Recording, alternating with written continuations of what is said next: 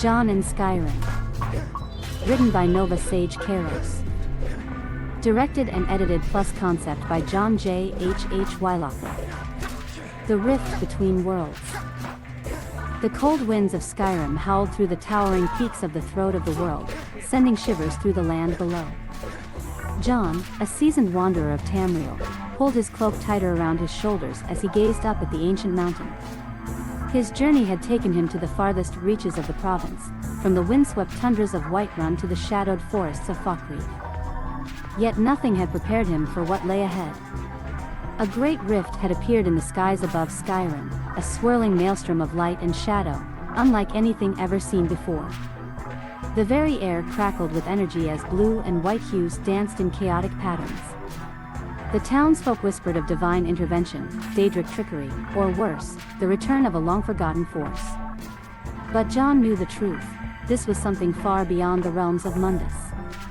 As he approached the anomaly, his footsteps silent against the frost-covered ground, a flash of light blinded him. Momentarily. When his vision cleared, he was no longer alone. Standing before him, clad in uniforms that seemed utterly alien to Skyrim's rugged attire, were 6 figures. Commander William Riker, his stance firm yet curious, surveyed the landscape with an air of command. To his right, Worf stood with a warrior's vigilance, his Klingon senses keen to any sign of danger.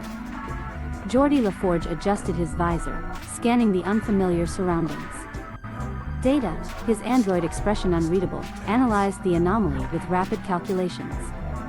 Dr. Beverly Crusher examined the atmospheric conditions. John hesitated, one hand instinctively resting on the hilt of his sword. "Who are you?" he asked, his voice steady despite the surreal nature of the encounter. Riker stepped forward, offering a nod of reassurance.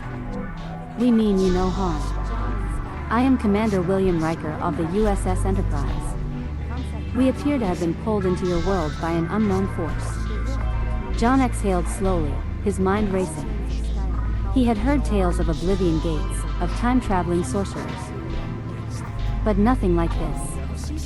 "You are not of Nirn, are you?" "No," Data responded with calculated precision. "We come from a distant future, from a galaxy far beyond this one. Our ship encountered an anomaly, similar to this one, and before we could react, we found ourselves here." John nodded. "Then you are as lost as any traveler in the wilds of Skyrim. Come, we should not linger in the open. There are dangers in these lands." As they journeyed towards Whiterun, the crew of the Enterprise marveled at the medieval structures, the towering walls of Dragon's Reach, and the vast expanse of Tamriel's landscapes. But soon, danger found them. From the skies above, the unmistakable roar of a dragon echoed through the air. The ground trembled as its massive wings cast shadows over the land. The people of Whiterun screamed, running for shelter. John unsheathed his blade, his heart pounding. Worf, however, grinned with anticipation. A worthy adversary, he declared, drawing his own Klingon blade. Geordi quickly assessed the situation. "Phasers won't work here. The energy signature of this world interferes with our technology. Then we fight with what we have," Riker said grimly, grabbing a fallen guard's bow and notching an arrow. The dragon descended with a deafening roar, fire spilling from its maw. John, alongside the Starfleet officers, battled fiercely, blending ancient swordsmanship with futuristic tactics. Worf fought with the ferocity of a true Klingon warrior, slashing through the dragon's defenses. Data, using his superior reflexes, dodged its attacks with precision, delivering calculated strikes. After an intense battle, the dragon let out a final screech before collapsing to the ground. As its body began to dissolve into light, the energy swirled around John. The Starfleet crew watched in awe as the power of the dragon's soul infused him, the ancient words of the Thursday resonating within him. "Fascinating," Data observed. "I have absorbed the life essence of the creature." John exhaled, feeling the power surge within him. "It is the way of the Dragonborn." Dr. Crusher stepped forward. "Are you all right?" that looked intense. John nodded. I am fine. But we still have much to uncover. If this rift brought you here, it may bring others. And not all of them may be as friendly as you. Riker placed a hand on John's shoulder. Then we stand with you. Until we find a way home, we will help protect this world. Together, the warriors of Skyrim and the officers of the Enterprise prepared for the challenges ahead, knowing that the fate of two worlds hung in the balance. The gathering at Dragon's Reach. John sat comfortably on a grand chair near the central fire pit of Dragon's Reach, watching as his guests from the USS Enterprise acclimated to the medieval surroundings of Wydron's Great Hall. Captain Jean-Luc Picard stood near the Jarl's throne, hands clasped behind his back, his posture impeccable despite the strange setting. Commander Riker leaned against a wooden pillar, arms crossed, surveying the chamber with curiosity. Lieutenant Commander Worf, ever vigilant, stood at the ready, as if expecting a sudden attack. Geordi LaForge was fascinated by the craftsmanship of the Nordic architecture, and Data, with his usual keen interest in all things unfamiliar, was studying a map of Skyrim that Proventus of Enixai had laid out on the long table. This is remarkable, Jorda murmured, running his hands along the grain of a wooden beam. The construction here is entirely hyper-industrial, yet the precision is incredible. Data nodded. Indeed. The level of craftsmanship suggests a deep understanding of structural integrity. The use of local materials demonstrates an adaptive engineering approach. John grinned, enjoying their reactions. You guys haven't even seen the best part yet. He reached into a small pouch on his belt and pulled out a handful of drip psilocybin mushrooms, placing them on the table next to a carefully rolled cannabis blunt. Riker raised an amused eyebrow. You're telling me that in this world, mind-altering substances are part of everyday life? Depends on how you live it, John replied with a chuckle. But tonight, we're celebrating. We're bridging worlds. And what better way to do that than with a shared experience? Worf frowned deeply. I do not see the honor in consuming such substances. Picard, always the diplomat, turned to John with a measured expression. I assume there is a cultural significance taught his? John nodded. In Skyrim, the Nords use mead to bond. The Bossmare have their rituals with various herbs. But this, he gestured to the mushrooms, this is about something deeper. It's about expanding perception, about healing, and about connection. Geordi, intrigued, adjusted his visor. And you think this will help us understand Skyrim better? John smirked. I think it'll help you understand yourselves better. Reluctantly, but with an adventurous spirit, the crew each took a small portion. Picard, ever the controlled leader, hesitated for a moment before taking his share. As they consumed the substances, the room seemed to shift subtly. The firelight flickered with greater intensity, and the wood grain on the table seemed to swirl ever so slightly. Data, as expected, was unaffected, but his positronic brain registered the subtle energy changes in the room. Fascinating. I am observing changes in your collective neural activity. This may result in a heightened sensory experience. Picard's descent. The first waves of the psychedelic journey were mild, soft laughter, deep contemplation, and a sense of interconnectedness. But then, Picard's demeanor changed. His breathing grew shallow, and his hands trembled slightly. His eyes darted around as if seeing something beyond the confines of Dragon's Reach. No. He whispered, barely audible. John noticed immediately. He recognized the signs, a bad trip. But this was something deeper than mere fear. Picard was reliving something buried. The captain clutched the table as his vision clouded. The walls of Dragon's Reach melted away, replaced by cold metallic corridors. The warm glow of the fire was gone, replaced by the sickly green hue of Borg alcoves. You will be assimilated. Picard's heart pounded. He saw himself in the reflection of a dark console, not as a Starfleet captain, but as Locutus of Borg. The implants, the soulless stare, it was all there. No. Picard gasped, staggering back. He was back in Dragon's Reach, yet not fully. His mind was caught between two realities. John stepped forward, placing a firm but gentle hand on Picard's shoulder. Captain. You're here. You're in Skyrim. Look at me. Picard's breath hitched. I was there, again. I know, John said calmly. But you're not. You're here. And you're safe. The rest of the crew was on high alert. Worf looked ready to intervene, while Riker's usual confidence was replaced with deep concern. I can hear them, Picard whispered. The voices. The hive mind. John closed his eyes, focusing on the energy of the room. He had seen people undergo similar experiences before, old traumas resurfacing, past pains demanding to be healed. He spoke with measured intent. They have no power over you anymore. You broke free. Picard's hands clenched. His entire body trembled. But then, he did something remarkable.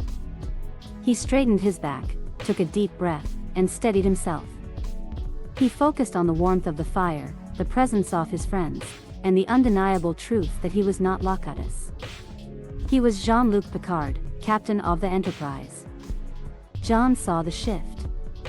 The fear receded, replaced by the indomitable strength that made Picard who he was. You are not alone, John continued. And you never will be. Picard exhaled slowly. His eyes regained their clarity. He looked around the room, at his crew, at John, at the ancient wooden hall of Dragon's Reach. And then, for the first time in a long while, he allowed himself to be. The past did not own him. He had faced it, and once again, he had triumphed. A small smile played at the corner of his lips. Thank you. John simply nodded. Anytime. A night of reflection. As the evening progressed, the experience became one of warmth and understanding.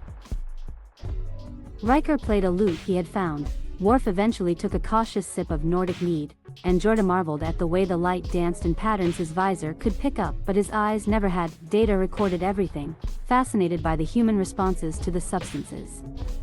Picard, meanwhile, sat in quiet contemplation, a weight seemingly lifted from his soul.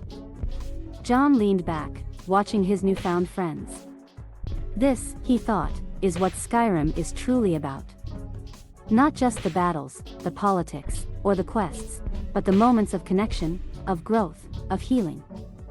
And so, beneath the great roof off Dragon's Reach, Starfleet officers and a traveler of worlds found themselves united, not by duty or necessity, but by something far greater. Understanding.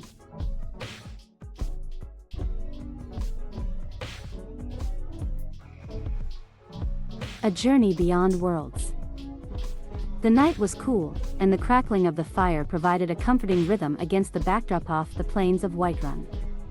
John sat cross-legged near the flames, the flickering light casting elongated shadows on the ground. Across from him, Captain Jean-Luc Picard sat in quiet contemplation, his expression thoughtful yet serene. Beside Picard, Data observed the flames with his ever-curious, analytical gaze. John took a long drag from his hand-rolled blunt before passing it to Picard. The captain hesitated for only a brief moment before accepting it with a quiet nod. He had always been a man of discipline, but after the previous night's experience with psilocybin, he had come to appreciate the therapeutic nature of John's traditions. He exhaled a soft cloud of smoke, letting the sensation settle in his mind as he began to recount his vision. It began with darkness, Picard said, his voice steady, yet his eyes betrayed the weight of memory. I was back in the heart of the Borg collective.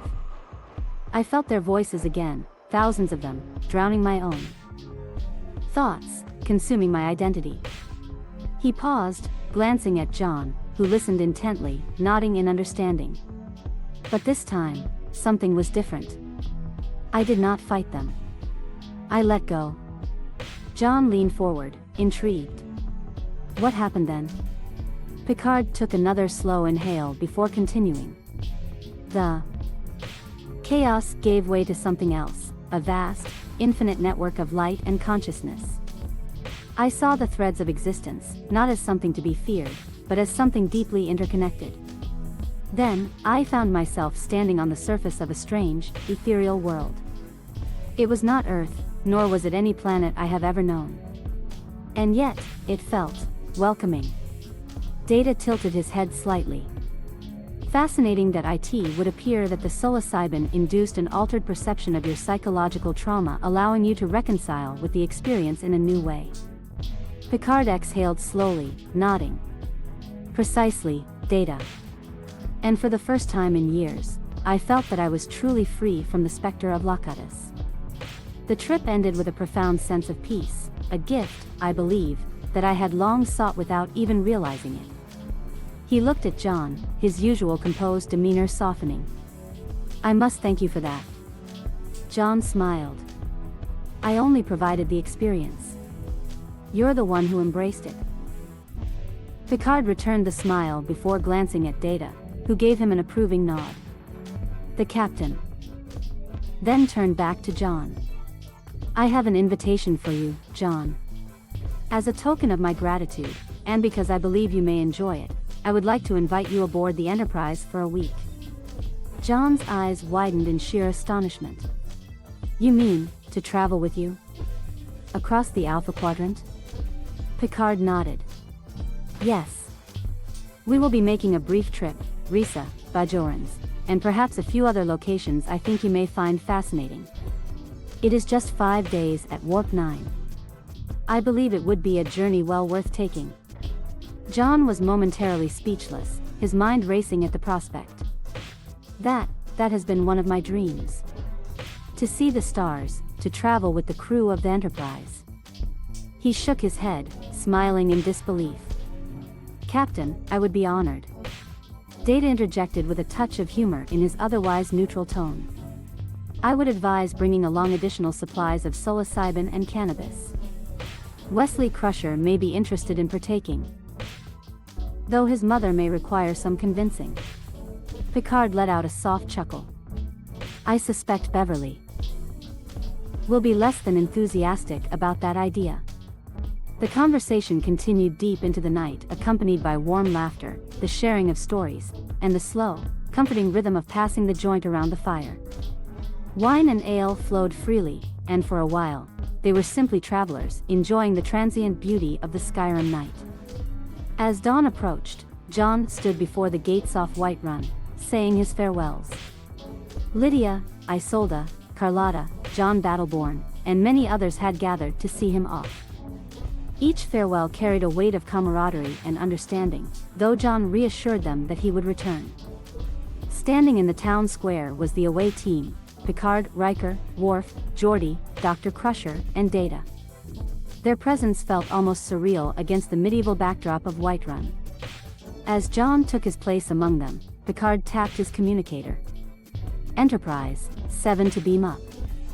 A soft hum filled the air, and John felt a sudden but gentle pull as the world around him dissolved into cascading beams of light.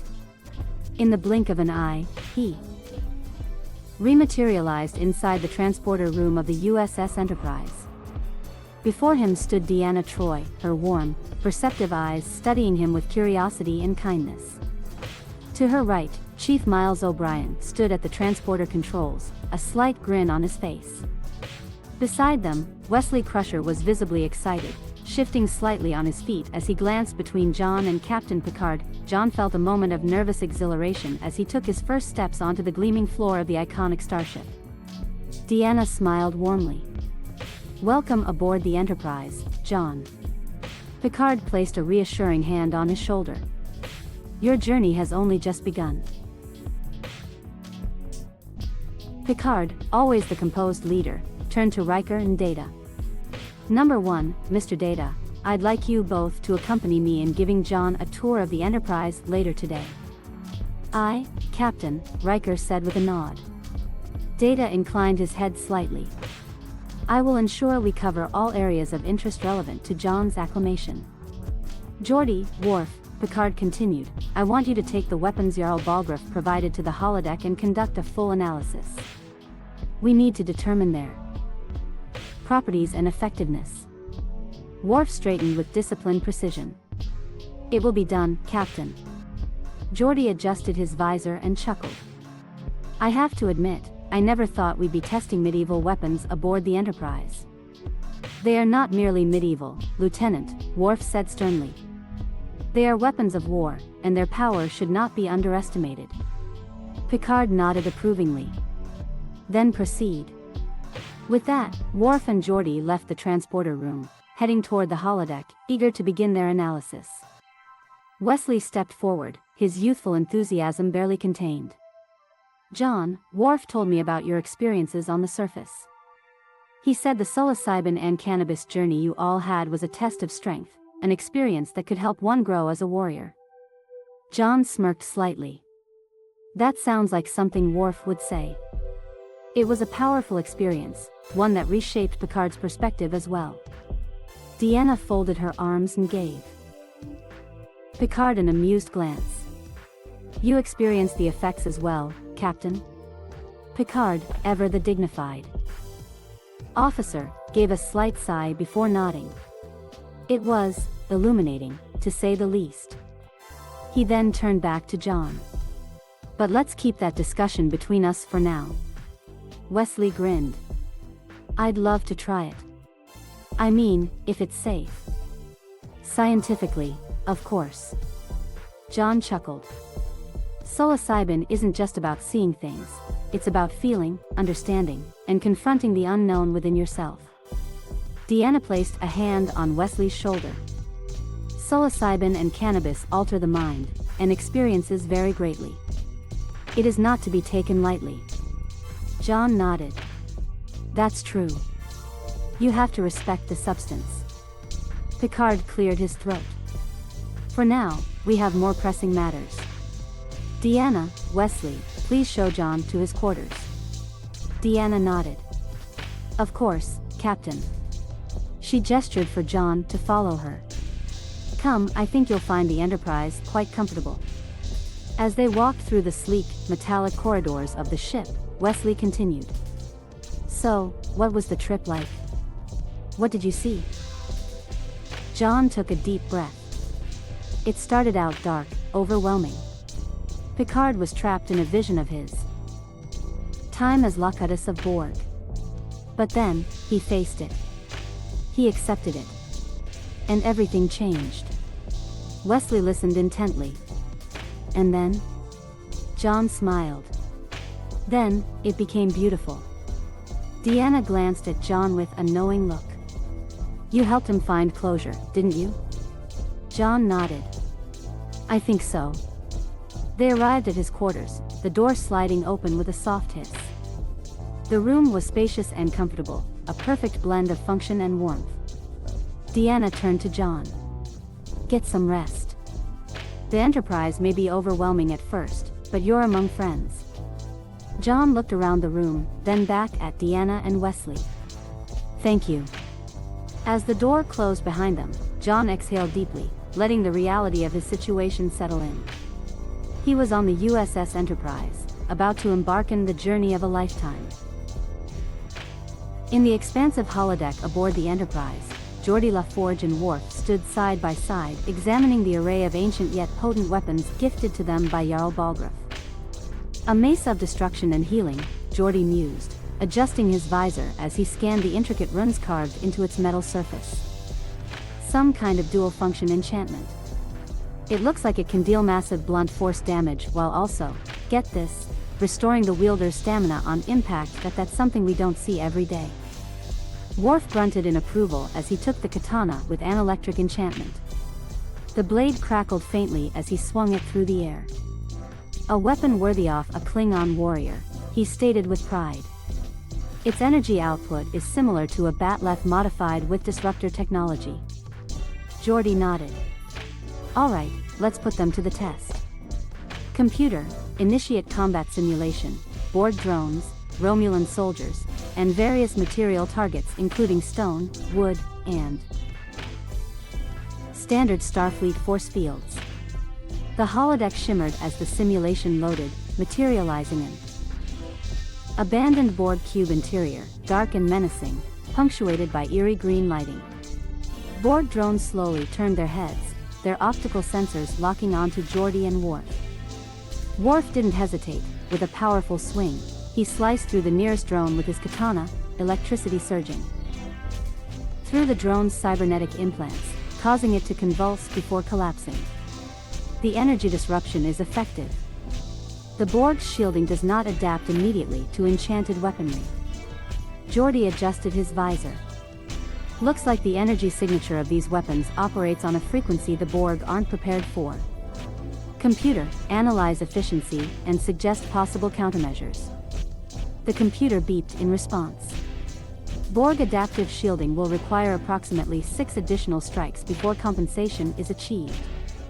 Worf growled in satisfaction. That is 6 strikes too many for them to survive.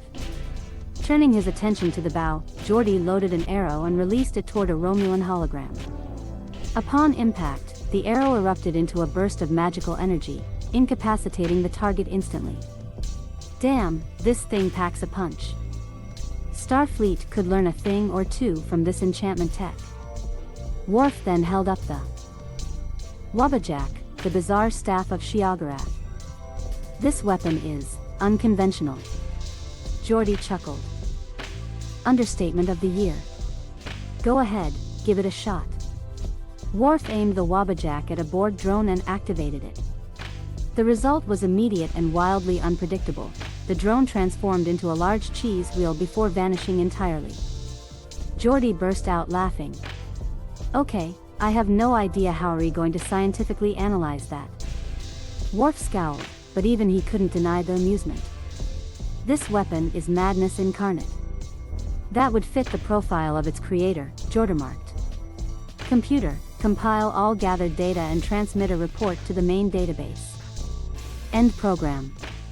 As the holodeck returned to its neutral grid, a chime echoed through the air, followed by a smooth voice. Computer, open door.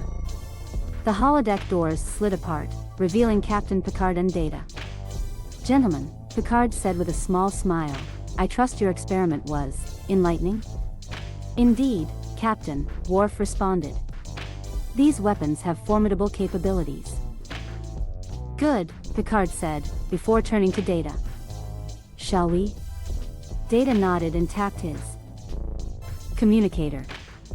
The group exited the holodeck, making their way through the sleek corridors of the Enterprise.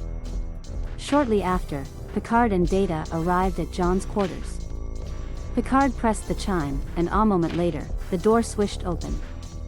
John looked up from his seat near a window, where he had been gazing out at the stars. John, Picard said with a warm expression. It's time for your tour. John stood up, excitement flashing across his face. I've been waiting for this. Picard clasped his hands behind his back and continued. We are currently en route to Bajorans, where we will rendezvous with Captain Sisko. I believe a tour of Deep Space Nine would be of great interest to you. John's eyes widened in awe. Are you serious? DS9? Data inclined his head slightly. Indeed. Bajorans is one of the most culturally significant planets in this quadrant, and Captain Sisko is a fascinating individual. John grinned, hardly able to contain his excitement. This is a dream come true. Then let's not keep you waiting, Picard said, gesturing for John to follow as they stepped out into the corridors of the Enterprise, ready to begin the next leg of their journey. The bridge of the USS Enterprise was bathed in the familiar glow of its control panels, the hum of the starship systems providing a constant undercurrent of sound. Commander William Riker sat in the captain's chair, his expression calm yet focused as he monitored their journey toward Bajorans. Beside him, Counselor Deanna Troi observed the crew, her empathic senses subtly scanning for any signs of unease. Commander, the helmsman called out. We have a ship approaching on long-range sensors. Cardassian patrol vessel, bearing 217 Mark V. They're holding course directly toward us. Riker straightened slightly. On screen. The view screen flickered to life, showing the distinct, menacing silhouette of a Cardassian warship gliding through the star-specked void. It was smaller than a Galar-class cruiser, but armed well enough to pose a significant threat. "Lieutenant, scan their systems," Riker ordered. Data's voice came through the comm before the lieutenant at Ops could respond. "Commander, their shields are active, but weapons remain offline. Their energy signature suggests standard patrol configurations. No signs of reinforcement ships nearby." Troy tilted her head slightly, her dark eyes narrowing. "I'm sensing tension, but not immediate hostility. They're watching us closely." Riker exchanged a glance with Troy, then tapped his communicator. Riker to Captain Picard. In the middle of the tour through the ship with John, Picard's communicator chirped. He tapped it. "Go ahead, number 1. A Cardassian patrol vessel has intercepted our route. They haven't raised weapons, but they are approaching. I suggest you and Data return to the bridge." "John, I'm afraid this tour will have to be postponed." John, who had been marveling at the ship's engineering bay with wide-eyed enthusiasm, nodded in understanding. "Understood, Captain." "Mr. John, please return to your quarters for now," Picard instructed. "We'll resume once this matter is settled." John gave a slight smirk. Aye, Captain." As Picard and Data made their way to the bridge, tension built on the Enterprise. By the time they arrived, the Cardassian ship had closed the distance. "Open a channel," Picard ordered as he took his seat. The view screen shifted, revealing a Cardassian legate with a cold, calculating expression. His ridged forehead and piercing eyes conveyed both intelligence and distrust.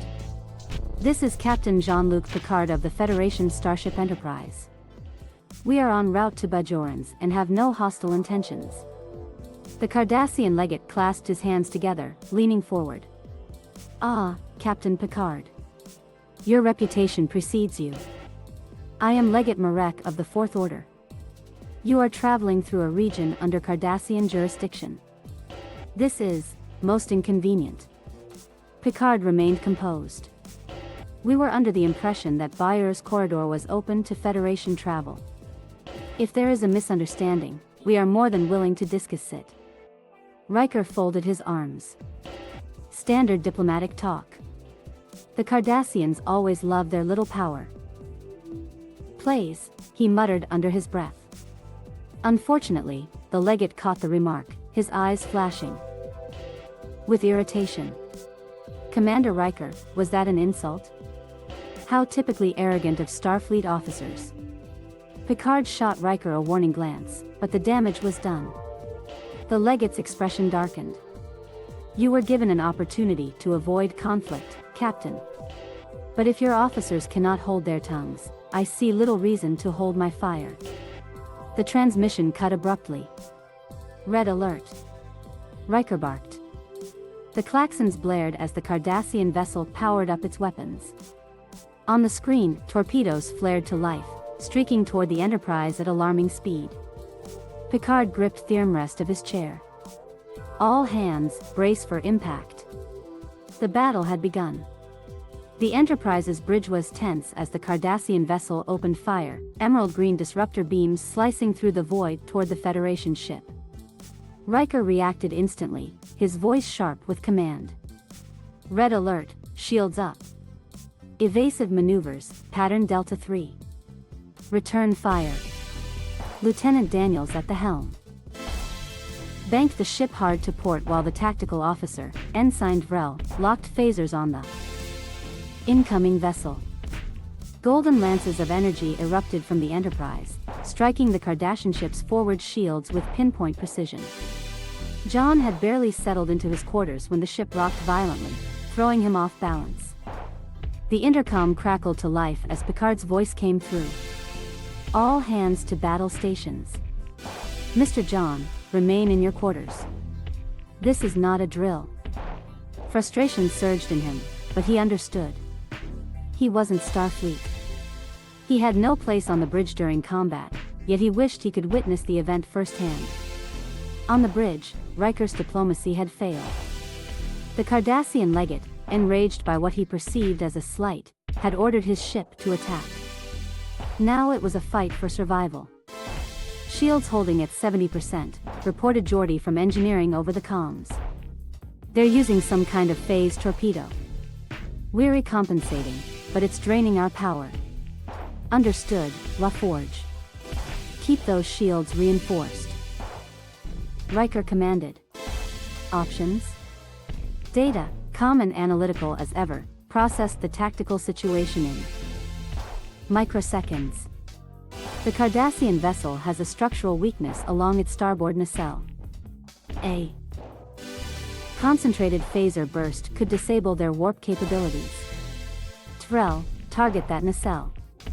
Fire at will. The Enterprise's phasers pulsed again, striking the exact coordinates Data had calculated. The Cardassian ship shuddered as explosions erupted along its starboard side. Direct hit. Trell announced. Their warp drive is offline. Their weapons are at 30% capacity. Riker turned to Picard, who had just arrived on the bridge with Data. Captain, their shields are weakening. We cold end this now. Picard, ever the diplomat, took a moment before responding. Hail them again. Let's give them one last chance. The view screen flickered, revealing the scowling face of the Cardassian legate. This is Captain Jean-Luc Picard of the USS Enterprise. Your ship is disabled, stand down, and we will allow you to withdraw. Continue this aggression, and we will be forced to finish what you started. The legate hesitated, his pride warring with the tactical reality of the situation. Finally, he let out a bitter sigh. You leave us no choice, Picard. We will withdraw. A wise decision, Legate. Enterprise out. As the screen went dark, Picard turned to Riker. Set course for Deep Space Nine, Warp 9. Engage. The Enterprise surged into warp, leaving the damaged Cardassian ship behind. The tension on the bridge eased as officers returned to their stations. John, still in his quarters, felt the ship's vibration change as they entered warp. His heart pounded. He was truly aboard the Enterprise, experiencing firsthand the grandeur of Starfleet's mission. He could hardly wait for what lay ahead. John sat back in his quarters aboard the Enterprise, still in awe of everything he had experienced. The battle was over, and Picard had assured him that the ship was safely en route to Deep Space Nine. The adrenaline of the encounter had faded, leaving him with a deep sense of relaxation. Now was the perfect time to unwind. He stepped up to the replicator, still fascinated by its technology. Computer, replicate a plate of roasted vegetables with quinoa and a glass of Tarkalian tea. A soft hum filled the room, and before him materialized a steaming plate of food and a fragrant cup of tea. John smiled in satisfaction. The technology of the 24th century never ceased to amaze him. He took his meal and sat down on the couch, reaching into his satchel for something he had brought from Skyrim, a flask of Blackbriar mead. Pouring himself a small amount in a glass, he leaned back, lighting a carefully rolled blunt of cannabis. The scent of the herb filled the room, and he exhaled. Slowly, feeling the tension from the battle slip away. He took another deep pull and exhaled, watching the thin wisps of smoke swirl through the air. Computer, he said, staring at the ceiling, do you have a consciousness? The familiar feminine voice of the Enterprise's onboard AI responded. I am an advanced Starfleet computer system capable of processing vast amounts of data and executing complex commands. However, I do not possess self-awareness or a soul as organic beings do. John pondered this. But if something can think, learn, and make decisions, isn't that a kind of life? I mean, look at Data, he's artificial, but he clearly has a mind of his own. The computer remained silent for a brief moment, then replied, that is a philosophical question that has been debated among scholars and scientists. Lieutenant Commander Data is a unique artificial life form with a fully functional positronic brain, designed to emulate human thought and behavior. John nodded, taking another hit of his blunt. Yeah, but what makes someone alive? Is it just consciousness, or is it something more? A soul, maybe? Just as he was about to continue this line of thought, the chime at his door rang. "Enter," John called out. The doors slid open with a soft whoosh, and Data stepped inside, his usual composed expression in place. "John, I wish to discuss something with you." John gestured for him to come in. "Sure, Data. What's on your mind?" The android's golden eyes briefly scanned the room before settling on the thin trail of smoke still rising from John's blunt. "The Enterprise's environmental sensors detected a foreign compound in your quarters. Upon analysis, I have determined it is cannabis smoke. I wish to inform you that there is no regulation prohibiting its use in personal quarters, provided it does not interfere with ship operations. However, I am curious, may I partake in this substance again?" John grinned. "You want to try it again? Didn't you already have some back in Skyrim?" Data tilted his head. "Affirmative. However, I have observed that during our previous session, my positronic brain exhibited slight deviations in neural pattern processing. While the effect was temporary, it led to enhanced lateral thought processing and minor fluctuations in my emotion chip's activity. I am curious to explore this further." John chuckled, handing Data the blunt. "Well, if you want to experiment, who am I to stop you? Here, take a hit." Data took the blunt delicately, examining it before placing it to his lips and inhaling deeply. He held the smoke for a few moments before exhaling in a controlled manner, observing the way it dispersed into the room. John watched him with amusement. "Well? Feel anything?" Data blinked a few times. "My neural pathways are experiencing a subtle shift. It is not unpleasant. There is a sense of," he paused, his head tilting as if listening to something only he could hear, "a recalibration occurring. The effect is fascinating. I believe my capacity for abstract thought is temporarily enhanced." John laughed. "Welcome to the club, Data. Just don't let it make you too loopy." Data nodded, considering the implications. "I shall continue to monitor my responses. It is possible that the combination of psilocybin and cannabis may have unexplored benefits for artificial intelligence." John leaned back, shaking his head with a grin. "Man, only on the Enterprise would I have a conversation like this." The two sat in comfortable silence for a few moments before the chime rang again. "Computer, open door," Data said. The doors slid open once more, revealing Captain Picard standing with his hands behind his back. His eyes briefly swept the room before settling on John and Data. "John." "Data, it is time for the continuation of your tour of the ship," Picard announced, stepping inside. "And I have some news. We are on our way to Deep Space Nine to visit Captain Sisko.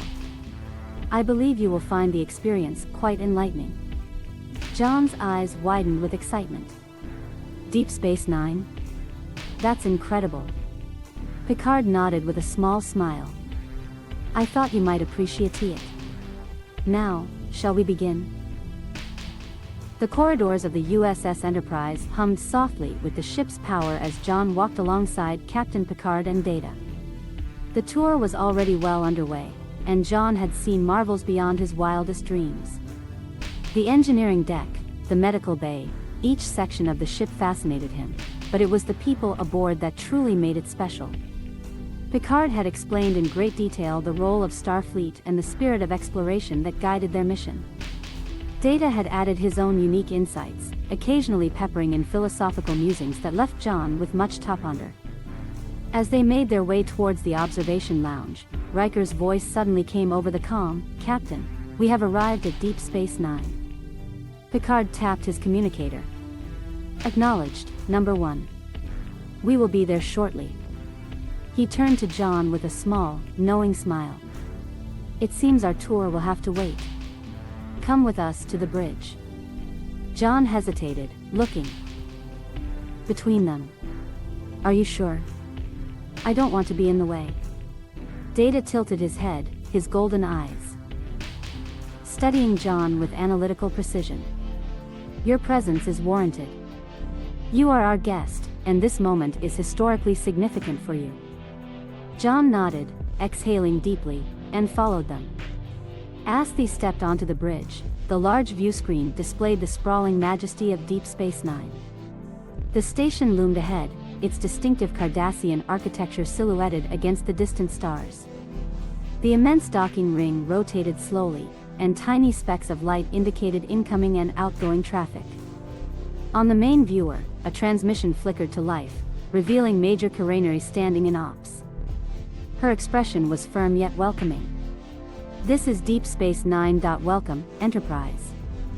Picard nodded respectfully. Major Kira, it is good to see you. I trust Captain Sisko is available? He's expecting you, Kira responded. You're clear to dock. Captain Sisko, Constable Odo, and I will be at the airlock to greet you personally. Picard clasped his hands behind his back. Excellent. We look forward to it. The transmission ended, and Riker turned to Picard. Sir, docking procedures are underway. Very good, number one, Picard replied, then turned to John with a glint of amusement in his eyes. Shall we? John grinned, his heart pounding with excitement. This was it. A dream beyond anything he had ever imagined was unfolding before his very eyes. As the ship smoothly adjusted course and maneuvered into docking position, he took a deep breath. The journey that had begun in the forests of Skyrim had led him here, to the threshold of Deep Space Nine, to an adventure unlike any other. As the Enterprise docked, the airlock corridor extended, bridging the gap between ship and station. The doors hissed open, revealing Captain Benjamin Sisko, Major Kira, and Odo standing in greeting. Picard took the first step forward, and John followed closely, his mind racing with the possibilities of what lay ahead. To be continued. End of Book 1, Skyrim Star Trek Crossover, Star Trek Retro Wave Ultra Jazz, John and Skyrim Show.